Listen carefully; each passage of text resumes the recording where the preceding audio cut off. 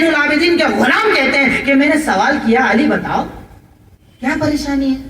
جب آپ کے سامنے وضو کا پانی رکھا جاتا ڈر کے مارے آپ پیلے پڑ جاتے. انہوں نے پتہ کیا جواب دیا؟ وہ جواب آج مسلمانوں کا جواب ہونا چاہیے. ویسا ڈر اللہ تعالیٰ ہم سے چاہتا ہے. ویسا ڈر اگر ہو گیا نا, تقریروں کی ضرورت نہیں پڑے گی, پروگراموں کی ضرورت نہیں پڑے گی, بڑے بڑے پروگرام نہیں کرنا پڑیں گے. آپ جب راستے پر چلو گے آپ کو دیکھ کر لوگ کہیں گے کہ اگر یہ مسلمان ہے میں اسلام قبول کرنا چاہتا ہوں, یہ مسلمان ہے, اگر ایسا سچا اگر مسلمان ہے, یہ اسلام ہے, میں اسلام قبول کرنا چاہتا ہوں. آپ کو دیکھ کر لوگ اسلام قبول کریں گے. علی زین العابدین کہتے ہیں کہ جب ان کے سامنے ان کے غلام نے کہا, جب ان کے سامنے وضو کا پانی رکھا جاتا ڈر کے مارے پیلے پڑ جاتے. سوال کیا غلام نے, کیا پریشانی ہے؟ وضو کا پانی دیکھ کر آپ اتنے ڈر کیوں جاتے ہیں؟ انہوں نے ایک جواب دیا, اتدرون بین یدی من ستقوم, تجھے پتا ہے وضو بنانے کے بعد کھڑا کس کے سامنے ہونا ہے؟ اس ڈر کے مارے میری حالت خراب ہو جاتی ہے کہ وضو بنانے کا مطلب اب نماز پڑھنی ہے. نماز پڑھنی مطلب کس کے سامنے جانا ہے؟ رب العالمین کے سامنے جانا ہے, اس اللہ کے سامنے جانا ہے, اس قدرت اور طاقت والے کے سامنے جانا ہے. آج ہم بھی آتے ہیں نا مسجد میں نماز پڑھنے, کیا ہوتا ہے؟ پہلی رکعت میں دکان, دوسرے میں مکان, تیسرے میں کچھ اور, چوتھے میں کچھ اور, پتہ ہی نہیں چلتا. ارے 4 رکعت ختم, مولانا سلام پھیر دی, پتہ ہی نہیں چلتی 4 رکعت کب ختم ہو گئی. صحیح بخاری کی اس پہلی روایت کو دیکھیے جسے حدیث جبریل کہا جاتا ہے, اس میں بتایا گیا عبادت کیسے کرو. ارشاد فرمایا, الاحسان ان تعبد اللہ کانک تراہ فان لم تکن تراہ فانہ یراک. عبادت ایسے کر گویا تو اللہ کو دیکھ رہا ہے, اللہ تجھے دیکھ رہا ہے. ایسی عبادت کر کہ اللہ تجھے دیکھ رہا ہے یا تو اللہ کو دیکھ رہا ہے. ہم عبادت کیسی کرتے ہیں؟ کوئی بال سیدھے کر رہا, کوئی کپڑے سیدھے کر رہا, کوئی ادھر سوچ رہا, کوئی ادھر سوچ رہا. کیوں؟ کیونکہ ہم نے قرآن کو کبھی ترجمے کے ساتھ پڑھا ہی نہیں. ہمیں پتہ ہی نہیں مولانا کیا کہہ رہے ہیں. مولانا نماز پڑھا رہے ہیں عشاء کی, وہ کہہ رہے ہیں اذا زلزلت الارض زلزالها واخرجت الارض اثقالها وقال الانسان ما لها يومئذ تحدث اخبارها. مولانا بول رہے ہیں کہ یاد کرو قیامت کے دن کو جب زمین پر زلزلہ برپا ہو جائے گا, زمین پھٹ پڑے گی, سب باہر آ جائیں گے, صفوں میں کھڑے ہوگے, جواب دینا پڑے گا, نیکیاں سامنے ہوگی, بدی سامنے ہوگی. اس منظر کو مولانا پڑھ رہے ہیں اور ہم بال سیدھے کر رہے, کپڑے سیدھے کر رہے. کیوں؟ کیونکہ ہم نے کبھی ترجمے سے قرآن ہی نہیں پڑھا. ہمیں پتہ ہی کیا چلے گا مولانا کیا رہا ہے. اس لیے میں کہتا ہوں کہ زیادہ کچھ نہیں, کم از کم اتنی عادت بناؤ, زیادہ نہیں 3 آیت روز ترجمے کے ساتھ پڑھا کرو. 3 زیادہ نہیں, 3 آیت روز ترجمے کے ساتھ پڑھو. پتہ ہے کیا فائدہ ہوگا؟ جیسے آپ نے آج شروع کیا, کل شروع کیا, آج آپ نے پڑھا الحمدللہ رب العالمین الرحمن الرحیم مالک یوم الدین ایاک نعبد و ایاک نستعین اہدنا الصراط المستقیم. آپ نے 3 آیت پڑھی. جب یہ 3 آیت ترجمے کے ساتھ پڑھی آپ نماز پڑھنے گئے, مولانا نے تلاوت شروع کی, جیسے ہی وہ کہیں گے نا الحمدللہ رب العالمین, آپ اسٹینڈ اپ ہو جاؤ گے, بالکل سیدھے کھڑے ہو جاؤ گے. کیوں؟ کیونکہ مولانا بول رہے ہیں تمام تعریف اس اللہ کے لیے جو سارے عالموں کا رب ہے. میری تو کوئی اوقات ہی نہیں, میں تو محتاج ہوں, میں تو فقیر ہوں, میری کیا طاقت ہے, میری کیا قوت ہے. اس اللہ کا ذکر ہو رہا ہے جو سارے عالموں کا رب ہے, وہ رحمان اور رحیم ہے, وہ قیامت کے دن کا مالک ہے. اگر ترجمے سے قرآن پڑھا انشاءاللہ وہ نماز پڑھو گے جس کے بارے میں رسول اللہ صلی اللہ علیہ وسلم نے ارشاد فرمایا عبادت ایسی کر گویا تو اللہ کو دیکھ رہا ہے, اللہ تجھے دیکھ رہا. اس عبادت کو کرنے کے لیے کیا چاہیے؟ رب العالمین کا ڈر چاہیے, اس کا خوف چاہیے, اس کا تصور چاہیے. اور تصور کا مطلب کیا؟ میں بار بار بات کہتا ہوں کہ اللہ تعالیٰ سے ڈرنے کا مطلب کیا؟ ڈر کا مطلب کیا؟ کہ میں یہ کہوں اللہ میں تجھ سے ڈرتا ہوں, جب مجھ سے کوئی پوچھے تو میں کہہ دوں میں اللہ سے ڈرتا ہوں, میں اللہ سے ڈرتا ہوں, میں اللہ سے ڈرتا ہوں. بات پوری ہو گئی؟ نہیں. ڈرنے کا مطلب یہ کہ تیری آنکھیں اللہ تعالیٰ سے ڈرنے والی بن جائیں. مطلب یہ حرام نہ دیکھیں, یہ غیر محرم عورت کو نہیں دیکھیں. جب یہ راستوں پر چلے نظریں کہاں رکھیں؟ اوپر رکھیں کہ نیچے رکھیں؟ نظریں جھک جائے. حرام کی طرف دیکھیں؟ نہیں دیکھیں. ان نظروں کو اللہ تعالیٰ سے ڈرنے والا بنا دو, ان آنکھوں کو اللہ تعالیٰ سے ڈرنے والا بنا دو. ڈرنے کا مطلب یہ کہ ان کانوں کو اللہ تعالیٰ سے ڈرنے والا بنا دو. کانوں کے ڈرنے کا مطلب کیا؟ ہم مسلمان ہیں, ہم قرآن کے پڑھنے والے. اللہ تعالیٰ کے خوف کا مطلب صرف ایک چیز میں اخلاقیات پر زور دیتے ہوئے آگے بڑھتا ہوں, کیونکہ آج میں خود اپنی بات کروں کہ جب ہم اپنے جین رشتہ داروں سے بات کرتے ہیں وہ ایک چیز کہتے ہیں, آپ باتیں اچھی کرتے ہو, قرآن بھی اچھا ہے, حدیث بھی اچھی ہے, لیکن جب آپ کے قرآن میں اتنی اچھی بات لکھی ہے تو مسلمان ایسا کیوں نہیں؟ باتیں بڑی بڑی کرتے ہو نا, باتیں بھی اچھی بتاتے ہو, لیکن آپ جب اتنی اچھی بات بتاتے ہو مسلمان ایسا کیوں نہیں؟ سب سے بڑی پریشانی جو آج اس سماج کے اندر مسلمانوں میں پائی جاتی ہے وہ اخلاق کی گراوٹ ہے. میں یہ نہیں کہتا اور کہیں نہیں, ہر جگہ ہوگی, لیکن ایک مسلمان وہ کہ جو رب کو جانتا, رب کو پہچانتا, قدرت کو جانتا, طاقت کو جانتا, وہ اللہ جو دیکھنے والا, وہ اللہ جو سننے والا, تو اس کا گناہ سب سے زیادہ بڑھ جاتا، کیونکہ وہ تو جانتا ہے کہ سپر پاور کون ہے، اخلاقیات وہ کہ سید المرسلین نے کہیں ہمیں یہ ارشاد فرمایا من یسر علی معسر یسر اللہ علیہ فی الدنیا والآخرہ، صحیح بخاری کی روایت ہے، من ستر علی مسلم ستر اللہ علیہ فی الدنیا والآخرہ واللہ فی عون العبد ما کان العبد فی عون اخیہ۔ جو مومن کسی دوسرے مومن کی تنگ دستی کو دور کرے گا، کسی کو قرض دے کر، کسی کی مدد کر کے اگر اس کی پریشانی کو دور کرے گا، میں دنیا اور آخرت کی اس کی فقیری کو دور کر دوں گا۔ بتائیے اسلام سے اچھی تعلیمات آپ کو کہیں اور ملے گی؟ کہیں سود کا سسٹم، کہیں سودی سسٹم، انٹرسٹ کا سسٹم، قرضہ دو کتنے ٹکا ملے گا؟ اسلام سے زیادہ کوئی انٹرسٹ دے سکتا آپ کو؟ اسلام آخرت کا انٹرسٹ دیتا ہے۔ اگر تو کسی تنگ دست کی مدد کرے گا، قرضہ دور کرے گا، تکلیف دور کرے گا، پریشانی دور کرے گا، میں تیری دنیا آخرت کی ساری تنگی دور کر دوں گا۔ دوسری چیز ارشاد فرمائی من ستر علی مسلم ستر اللہ علیہ فی الدنیا والآخرہ۔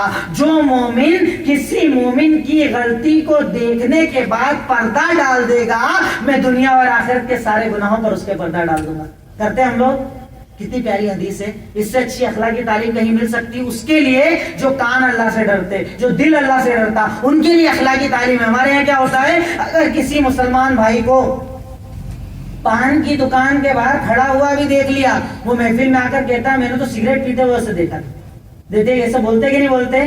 چھوٹا بھی دیکھا تو بڑا بتاتے۔ یہاں کیا کہا جا رہا ہے کہ اگر کوئی مومن غلط کام کرتا ہوا نظر بھی آ جائے، اکیلے میں سمجھا دے، محفل میں اس کی عزت کو مت اچھال۔ اگر تو پردہ ڈالے گا، قیامت کا دن ہوگا، فیصلے کا دن ہوگا، تیرے گناہ زیادہ ہوں گے، رب کے سامنے تو کھڑا ہوگا، گناہوں کے اعمال نامے زیادہ، نیکی کے کم، فرشتے فیصلے کے لیے جب اسے گنیں گے، کہا جائے گا اللہ اس کے گناہ زیادہ ہیں، نیکیاں کم ہیں۔ اللہ کہے گا میرا یہ بندہ لوگوں کے ایک پر پردہ ڈالتا تھا، آج میں نے اس کے سارے گناہوں پر پردہ ڈال دیا، جاؤ اسے جنت میں جگہ دے۔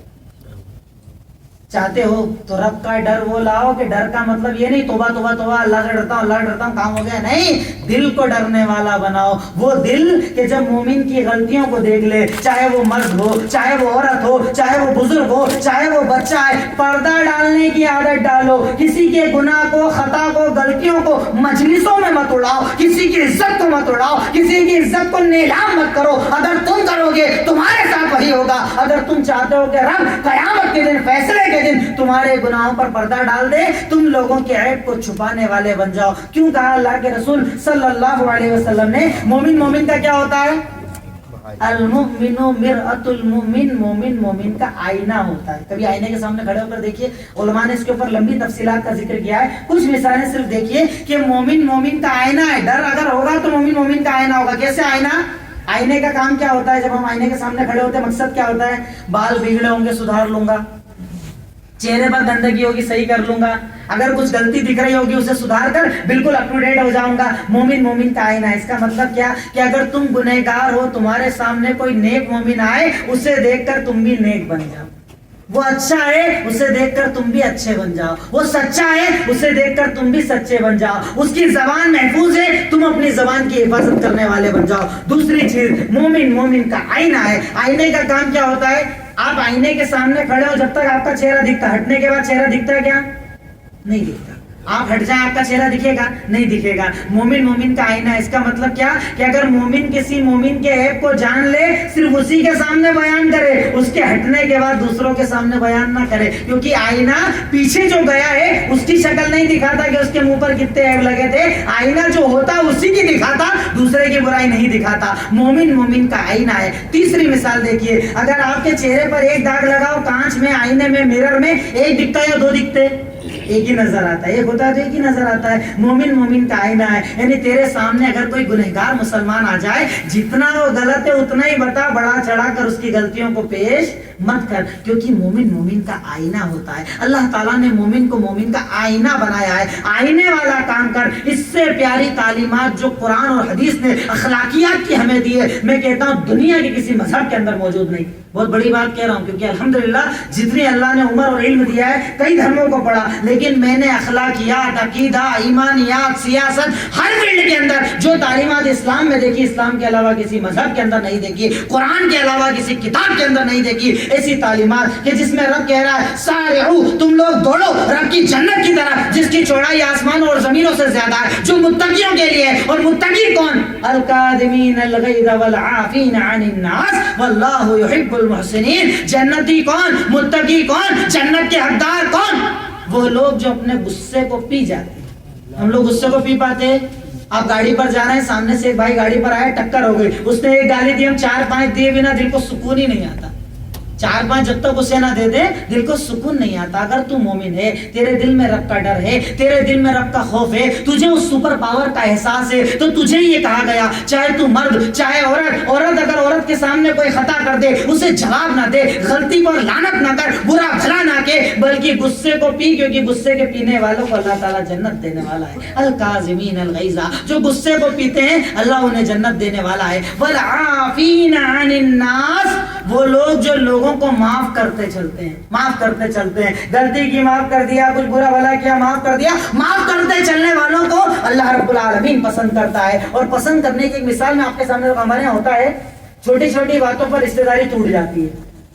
کارڈ دینے آئے تھے، صحیح سے شادی کا کارڈ نہیں دیا تھا، نام میرے والد صاحب کا صحیح سے نہیں لکھا تھا، ہلدی میں بلایا تو تھا لیکن عزت نہیں کی تھی، کھانے میں بلایا تو تھا لیکن الگ سے نہیں بٹھایا تھا۔ چھوٹی چھوٹی باتوں پر سالوں کی رشتہ داریوں کو توڑ دیا جاتا۔ اللہ تعالیٰ کہتا ہے کہ اگر تو مومن ہے، اگر تیرے دل میں رب کا ڈر ہے، اگر تو رب کو پہچانتا ہے، اگر تو سپر پاور کو جانتا ہے، مرد اے عورت اے مسلمان، اگر تو سپر پاور کو جانتا ہے، لوگوں کو معاف کرنے کا جذبہ اپنے اندر لے کر آ، لوگوں کو معاف کرتا چلا جا۔ معافی کی ایک مثال آپ کے سامنے رکھتا ہوں۔ ہمارے یہاں لوگ کہتے ہیں نا کہ اس نے میرے ساتھ مولانا بہت برا کیا، اس لیے میں بات نہیں کرتا ہوں۔ بتاؤ اس سے زیادہ برا تم نے کہیں دیکھی ہو مثال تو مجھے بتانا۔ حضرت ابوبکر صدیق رضی اللہ تعالیٰ عنہ، ان کی بیٹی کون؟ حضرت عائشہ صدیقہ رضی اللہ تعالیٰ عنہ۔ آپ نے واقعہ سنا ہوگا کہ حضرت عائشہ صدیقہ پر الزام لگایا گیا تھا بدکاری کا۔ غور کرنا، اتنا بڑا برا کسی نے آپ کے ساتھ کیا گیا؟ اتنا برا کسی نے کسی کے ساتھ نہیں کیا ہوگا۔ حضرت ابوبکر صدیق رضی اللہ تعالیٰ عنہ کی بیٹی پر بدکاری کا الزام لگایا گیا۔ اس الزام کے لگانے میں کچھ صحابہ غلطی سے شامل ہو گئے تھے۔ ان میں ایک صحابی تھے جن کا نام تھا مصطح بن عثاثہ، اور یہ مصطح پتہ ہے کون تھے؟ ابوبکر صدیق ان کا گھر خرچہ چلایا کرتے تھے۔ ابوبکر صدیق گھر خرچہ چلایا کرتے تھے، پورے گھر کا راشن بھرا کرتے تھے، اور الزام کس پر لگایا؟ ابوبکر صدیق کی بیٹی پر بدکاری کا الزام، اور مصطح بن عثاثہ ساتھ دے رہے ہیں۔ ہمارے جیسا ہو تو کیا کرے گا؟ ہمارے یہاں تو چھوٹی بات پر گردن کاٹنے کو آدمی تیار ہو جاتا ہے، وہ تو اتنا بڑا الزام، بیٹی پر بدکاری کا الزام۔ مرد بھی سنے، عورتیں بھی سنے، ہماری مائیں بہنیں جو یہاں موجود ہے، اس مثال کو اپنے دل میں جگا دیں کہ کیا کہا ابوبکر صدیق؟ باپ تھے، رہا نہیں گیا، کیا کہا کہ میں مصطح پر خرچہ کرنا بند کر دوں گا۔ کیوں؟ کیونکہ اس نے میری بیٹی پر اتنا بڑا الزام لگایا۔ اللہ تعالیٰ نے قرآن میں آیت نازل کر دی کہ مسلمانوں سنو، ولا یأتل اولو الفضل منکم، تم میں سے فضل والے، سعت والے، پیسے والے اگر کسی کی مدد کرتے تھے، مدد کرنے سے نہ رکے۔ ابوبکر صدیق نے کہا اللہ میں تجھ سے معافی مانگتا ہوں، میں مصطح پر جو خرچہ کرتا تھا اس سے ڈبل خرچہ اس کے اوپر کیا کروں گا۔ اتنا بڑا الزام بیٹی کے اوپر بدکاری کا لگانے والا اس پر بول رہا ہے ڈبل خرچہ کروں گا۔ والعافین عن الناس، لوگوں کو معاف کرتے چلو۔ بدگمانی رکھنے کو اسلام نے حرام قرار دیا۔ آپ گاڑی پر جا رہے ہیں، سامنے سے گاڑی پر ایک مسلمان بھائی آیا، آپ نے کہا السلام علیکم، اس نے جواب نہیں دیا، کیا بولتے؟ اب کبھی سلام نہیں کرنا، اس کو سلام کا جواب نہیں دیا میں نے، کبھی سلام نہیں کرنا۔ اللہ کے رسول صلی اللہ علیہ وسلم نے ارشاد فرمایا کہ اگر تیرے دل میں رب کا ڈر ہے، تو سپر پاور کو جانتا ہے، بدلہ دنیا کے اندر مت لے، بدگمانیاں مت رکھ۔ اپنے مومن بھائی کے بارے میں بدگمانی رکھنے سے زیادہ بہتر ہے اس کے بارے میں 99 عذر تلاش کر۔ ہو سکتا ہے اس نے سنا نہیں ہوگا، ہو سکتا ہے سننے کے بعد اس نے جواب دیا ہوگا میں نے نہیں سنا ہوگا، ہو سکتا ہے بیچارہ ٹینشن میں رہا ہوگا، ہو سکتا ہے کسی پریشانی میں رہا ہوگا، سوچتا جا، لیکن اس کے بارے میں بدگمانی مت رکھ۔ تیرا فرض یہ، تیرا ایمان یہ، رب کا ڈر یہ کہ تھوڑی آگے جانے کے بعد تو اس کے گھر پر فون لگا اس بھائی کو، بھائی تو راستے میں ملا تھا، میں نے سلام کیا، تو نے جواب نہیں دیا، خیریت تو ہے، کسی پریشانی میں تو نہیں ہے۔ اگر تو یہ عمل کرے گا تیرے دل سے اللہ تعالیٰ دوریوں کو ختم کر دے گا، نفرت کو ختم کر دے گا۔ اور اگر یہ نہیں سوچے گا، یہ دشمنی چلتے چلتے تمہارے درمیان تعلقات کے ٹوٹنے کی وجہ بن جائے گی۔ کہیں سید المرسلین نے صحیح مسلم کی روایت ارشاد فرمایا لا يحل لامرئ مسلم ان يهجر اخاه فوق ثلاث فمن هجر فوق ثلاث فمات دخل النار۔ کسی مومن کے لیے جائز نہیں کہ کسی مومن مرد کے لیے مرد، عورت کے لیے عورت، قطعاً جائز ہی نہیں کہ 3 دن سے زیادہ بات چیت بند رکھے۔ ہمارے ہوتی کہ نہیں ہوتی؟ 1 سال سے بات بند ہے، 2 سال سے بات بند ہے، 2 مہینے سے بات بند ہے، ذرا سی باتوں پر بات بند ہو جاتی. کیوں؟ کیونکہ ہمیں پتہ نہیں سپر پاور کون ہے، اللہ کون ہے، قدرت کیا ہے، طاقت کیا ہے، سپر پاور کیسی ہے. وہ اللہ کہہ رہا ہے کہ کسی مومن مگر یہ جائز ہی نہیں کہ 3 دن سے زیادہ کسی سے بات چیت بند رکھے. اگر بند ہے تو آگے بڑھ کر سلام کر لو. سنو، اگر 3 دن گزر گئے بات چیت نہیں کی، اس عالم میں دونوں میں سے کسی کا بھی انتقال ہوا، وہ جہنمی ہو گیا. فدخل النار، وہ جہنمی ہو گیا، 100% گارنٹیڈ جہنمی ہو گیا. اتنا بڑا مسئلہ سننے کے بعد، اتنی بڑی بات سننے کے بعد اگر دل نرم نہ ہو، جبکہ اللہ کے رسول صلی اللہ علیہ وسلم کہتے ہیں من تواضع للہ رفعہ اللہ، جو اللہ کے لیے جھکتا اللہ اسے عزت دیتا. تو یہ مت سوچ میں کس کے آگے جھک رہا ہوں، کس سے معافی مانگ رہا ہوں، کس کے آگے جاؤں، اس سے آگے رہ کے بات کروں، اس نے ہی تو بند کی تھی، وہی تو ناراض ہوا تھا. یہ سب مت سوچ، آگے جا، بات کر، سلام کر. اللہ کے رسول صلی اللہ علیہ وسلم کہتے ہیں اگر تو رب کی رضا کے لیے جھکے گا، رب تجھے عزت دینے والا ہے، وہ انسان عزت دینے والا ہے. اگر تجھے احساس تو ہو کہ سپر پاور کون ہے، اللہ کون ہے، قدرت کون ہے.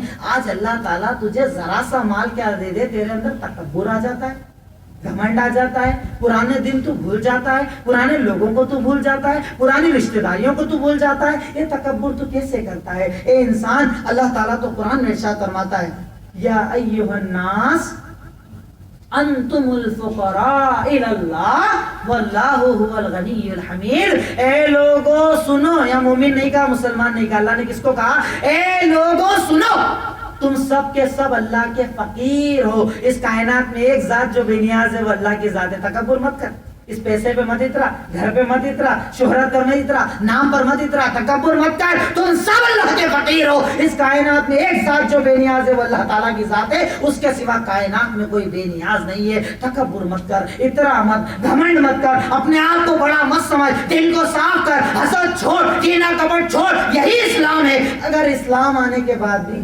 مسلمان ہونے کے بعد بھی، کلمہ پڑھنے کے بعد بھی تیرا دل وہی نفرتوں سے بھرا، تیرے دل میں بغض بھرا، تیری زبان غیبت کرنے والی، جبکہ تو جانتا ہے کہ اللہ تعالیٰ غیبت کرنے والوں کو جنت دینے والا نہیں. تو جانتا ہے، ہمارے یہاں کیا ہوتا ہے، مولانا صاحب کو کہا جائے تقریر کیجیے عورتوں میں، تو ہمیشہ غیبت کے عنوان پر تقریر ہوتی. میں کہتا ہوں کہ عورتوں سے زیادہ آج کل مرد غیبت کرتے ہیں. عورتیں تو کم کرتی ہے، مردوں میں غیبت زیادہ ہوتی ہے. 2 بھائی جہاں بیٹھے چالو، وہ تو ایسا ہے، یہ تو ویسا ہے، وہ کرتا ہے، یہ کرتا ہے. غیبت سے بچو. یہ چھوٹے چھوٹے وہ مسئلے ہیں کہ جس کو ہم چھوٹا سمجھتے ہیں. ہم کیا سمجھتے ہیں، 2 غیبت ہی تو کری، 2 بولی تو بولے. لیکن تو نے یہ نہیں سوچا، تو نے یہ نہیں سوچا. صحیح بخاری کی اس روایت کو سن لے، من کانت لہ مظلمۃ لاخیہ او عرضہ فلیتحللھا من صاحبہ قبل ان یاتی یوم. یاد کرو اے لوگو، اے مسلمانوں، اگر تم میں سے کسی نے کسی کی عزت پر ظلم کیا ہے، غیبت کی، چغل خوری کی، برا بھلا کہا، لڑائی کی، غلط جملے استعمال کیے، اگر کسی مومن کا دل، مومن نے کسی مرد کا، مرد نے عورت کا، مرد کا، کسی بھی رشتہ دار کا اگر تم نے دل دکھایا ہو، اس کی عزت پر حملہ کیا، جا کر اس سے معافی مانگ لو. کیوں؟ اس قیامت کے دن سے پہلے کہ اگر تو نے کسی کی غیبت کی، چغل خوری کی، غلط جملے کہے، عزت پر حملہ کیا، اس دن پتہ ہے کیا ہوگا؟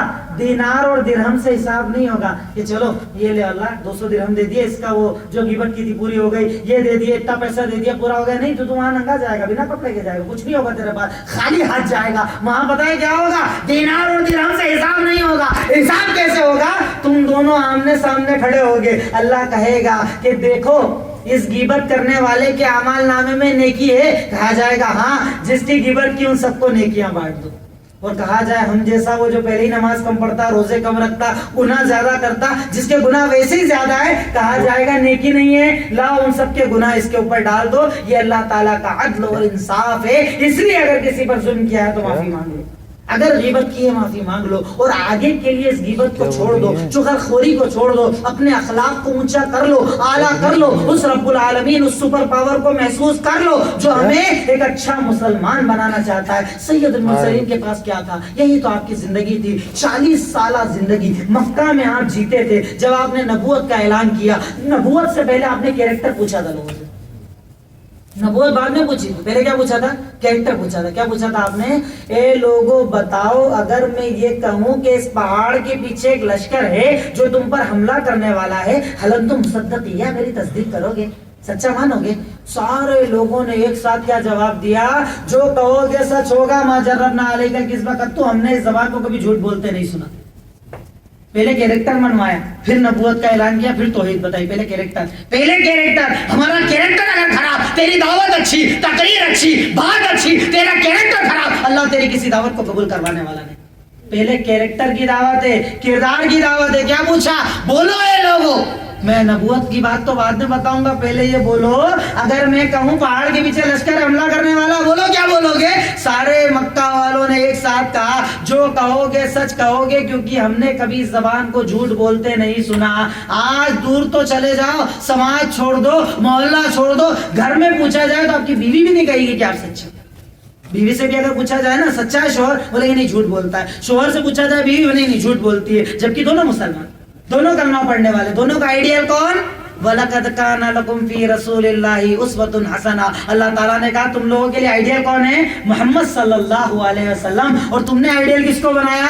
सबसे पहले कैरेक्टर बनाना होगा, किरदार बनाना होगा। किरदार बनेगा तब तेरी दावत में असर आएगा। जब तक किरदार नहीं होगा, देते रहे दावत, करते रहे काम। चूंकि ये प्रोग्राम इफ्तिताही प्रोग्राम है, इसके जरिए एक दावत का आगाज है, इसलिए मैंने ये बुनियादी बातें आपके सामने रखी कि सबसे बड़ी बुनियाद है अल्लाह का खौफ, अल्लाह का डर। जब तक ये डर नहीं आएगा, आपका कोई काम सक्सेस नहीं होगा, कोई काम कामयाब नहीं हो सकता। और डर का मतलब क्या? सबसे पहले अपने कैरेक्टर की दावत लोगों तक पहुंचाओ, किरदार की दावत। वो किरदार, ये सहाबा कराम जब कहीं जाते थे ना, किसी बस्ती के अंदर जाते थे, उन्हें बड़ी बड़ी बातें नहीं करना पड़ती थी। उनकी सच्चाई देखकर कोई इस्लाम कबूल करता, उनकी जबान देखकर कोई इस्लाम कबूल करता, उनका अखलाक देखकर कोई इस्लाम कबूल करता। उनका किरदार, कैरेक्टर इतना प्यारा था कि उसको देखकर लोग इस्लाम कबूल कर लिया करते थे। आज हमारे पास सबसे बड़ी कमी अखलाक और कैरेक्टर की है। अगर ये बन गया ना, इंशाअल्लाह वही सहाबा का दौर वापस आएगा। देखिए, दुश्मन उस जमाने में भी कम नहीं थे। आप सहाबा के अगर दौर को देखोगे ना, उनके पास हमसे भी कम ताकत थी, हमसे भी कम कुव्वत थी। उनके पास इतनी कुव्वत नहीं थी जितनी हमारे पास है, लेकिन उनके पास वो ईमान था जो हमारे पास नहीं है। सैयदुल मुरसलीन गज़वे बदर के अंदर लेकर के क्या बोला था? अल्लाह जितने लाया हूँ, असला नहीं है, ताकत नहीं है, घोड़े नहीं है, कुछ नहीं है, क्या है? जितने लाया हूँ मोमिन लाया हूँ। दूसरे डरने वाले हैं सारे, खौफ है, किरदार है, कैरेक्टर है, अमल वाले जितने लाया हो। सूरह अनफाल में अल्लाह ताला ने कहा इस्तगीसूना रब्बकुम फस्तजाब लकुम इन्नी मुमिद्दुकुम बिअल्फिन मिनल मलाइकति मुर्दफीन। जब आप मदद मांग रहे थे, रो रहे थे, पुकार रहे थे, अल्लाह जितने सब लेकर आया हूं, कम है, तादाद कम है, कुव्वत कम है, ताकत कम है, असलहा कम है, लेकिन जितने लाया हूं सारे के सारे मोमिन है। अल्लाह ताला ने क्या कहा? आप फिक्र मत करो, जाओ 1000 फरिश्तों की मदद करो। और हम तो वो ईमान रखते हैं कि अल्लाह फरिश्तों का भी मोहताज नहीं। अगर वो मदद करे तो कहता कुन फयकुन, हो जाएगा। वो तो फरिश्तों का भी मोहताज नहीं। अगर तेरा दुश्मन बड़ा है, कोई बड़ी ताकत है, बड़ा तेरे सामने खड़ा है, इस्लाम से रोकता है, इस्लाम की दावत को रोकता है, इस्लाम को आम करने से रोकता है, तौहीद की दावत को रोकता है, तू सिर्फ किरदार, ईमान, कुव्वत, अकीदा वो लेकर आ जो सहाबा लेकर आए। इंशाअल्लाह अल्लाह ताला तेरे दुश्मनों के लिए काफी हो जाएगा, दीन के दुश्मनों के लिए काफी हो जाएगा। उस जमाने में जो रब्बुल आलमीन गज़वे बदर में 313 को 1000 पर जीत देने वाला है, इंशाअल्लाह वो तेरे दुश्मनों पर तुझे जीत देगा। शर्त यह है कि तू ईमान तो वो लेकर आ, कुव्वत तो वो लेकर आ, डर तो वो लेकर आ, खौफ तो वो लेकर आ, अखलाक तो वो लेकर आ, किरदार तो वो लेकर आ। इंशाअल्लाह अगर वो किरदार बनाया, फिर आसमान से मदद उतरेगी, फिर कोई बेगुनाह मुसलमान मारा नहीं जाएगा, फिर किसी मुसलमान पर जुल्म नहीं होगा, फिर तेरे कारोबार की बरकत खत्म नहीं होगी, फिर तेरे घर में तुझे औलाद का इंतजार नहीं करना पड़ेगा, हर नेमत अल्लाह देगा। शर्त यह है कि तू ईमान, कुव्वत, अखलाक वाली वो लेकर आ, कैरेक्टर ऐसा बना कि लोग तुझे देख कर ये कहें कि अगर ये इस्लाम है, ये मुसलमान इस्लाम वाला है, मैं इस्लाम कबूल करना चाहता हूँ। आखिर में अल्लाह ताला से दुआ है, ए इलाही, ए मौला, ए अल्लाह रब्बुल आलमीन, आज का ये पहला प्रोग्राम था, इस दावत का आगाज था। इलाही ए मौला, जितने भी हमारे बुजुर्ग भाई, नौजवान, माएँ बहनें इस मजलिस के अंदर आए, वक्त दिया, ए अल्लाह रब्बुल आलमीन तुम तमाम के गुनाहों को माफ़ फरमा दे। ए अल्लाह हमारी खताओं को माफ़ फरमा दे, ए अल्लाह हमारी लग़ज़िशों को माफ़ फरमा दे। इलाही ए रब्बुल आलमीन जन्नतुल फिरदौस में जगह अता फरमा दे। ए अल्लाह अज़ाब क़ब्र और अज़ाब जहन्नम से निजात दे दे। इलाही जो परेशान है उनकी परेशानियों को दूर कर दे। ए अल्लाह जो काफिरों की कैद में मुसलमान है की रिहाइयों के रास्ते खोल दे। ए अल्लाह जो कर्जों में डूबे हैं कर्ज की अदायगी की राहें खोल दे। इलाही हलाल कारोबार में खूब बरकत अता फरमा दे। ए अल्लाह हराम रिस्क से बचा ले। ए अल्लाह हराम रिस्क से बचा ले। व आखिरु दावाना अल्हम्दुलिल्लाहि रब्बिल आलमीन। अस्सलामु अलैकुम व रहमतुल्लाहि व बरकातुहू।